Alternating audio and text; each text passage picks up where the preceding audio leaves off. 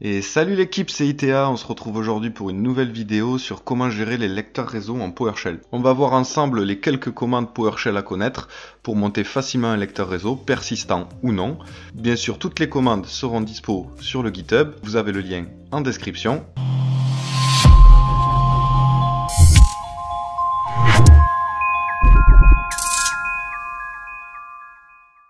Du coup, on se retrouve bien sûr dans le terminal PowerShell et tout d'abord, je vais vous montrer la commande très simple en batch. C'est la commande netuse. Très simplement, pour monter, donc ça c'est la CLI historique de Windows, pour monter en batch un lecteur réseau, qu'est-ce qu'on fait? On tape netuse, la lettre de son lecteur, donc là j'ai choisi la lettre L, l'adresse de mon partage, un dossier bien sûr préalablement partagé, la persistance de ce lecteur, donc je choisis non.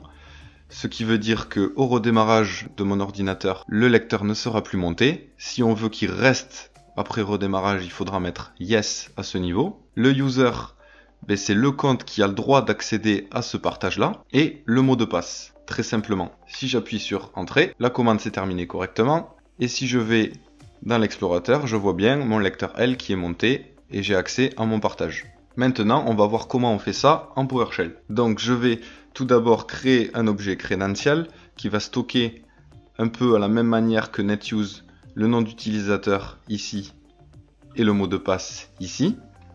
Je le chiffre avec la commande convert to secure string et j'exécute.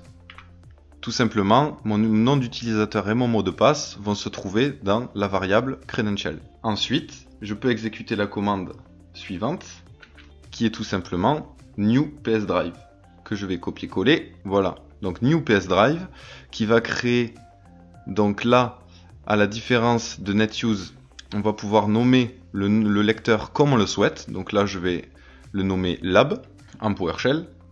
Root, toujours pareil, mon dossier partagé. Le PS Provider, parce qu'on peut avoir plusieurs types de PS Drive, donc là, ça va être type file system. Et les credentials pour accéder à mon dossier partagé, c'est ma variable que j'ai mis juste avant. Toujours pareil, alors là j'ai fait une petite faute parce que c'est juste voilà comme ça, persiste, on va venir mettre l'argument persiste si on veut que le lecteur reste persistant. Et tout simplement, si on ne veut pas qu'il persiste, on va tout simplement enlever l'argument persiste. J'exécute et on voit bien que mon lecteur a été créé, pareil, sur la même destination. Et là, bien entendu, on va pas le voir à ce niveau. Ici, je n'ai pas choisi de lettre de lecteur. J'ai choisi de l'appeler lab. Et donc, tout simplement, après, avec un get ps drive, je vais pouvoir lister les lecteurs et je vais bien retrouver mon lecteur lab qui est ici. J'ai aussi mon lecteur L que j'ai créé avec netuse précédemment. Et je vois les lecteurs par défaut de PowerShell.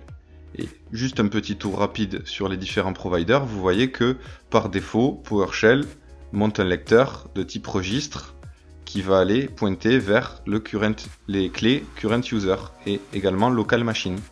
On voit aussi qu'il monte les certificats. Les file system C, c'est le lecteur par défaut. Et le WSMan. Donc vous voyez qu'il y a plusieurs types, donc beaucoup plus poussés que le netuse. On peut facilement créer un lecteur de différents types et accéder au registre, aux certificats et au file system. Si je fais un cd lab 2 points, et je suis dans mon lecteur lab. Et là je peux faire un ls rapidement et je vois bien mes fichiers de la même manière que si je rentre via l'explorateur. Voilà, on a vu comment très simplement monter un lecteur en PowerShell pour pouvoir le réutiliser dans vos scripts. J'espère que cette vidéo vous aura plu. Mettez le pouce bleu, abonnez-vous à la chaîne si c'est bien le cas. N'hésitez pas à laisser des commentaires si vous avez des suggestions. Moi je vous dis à la prochaine. Allez, ciao!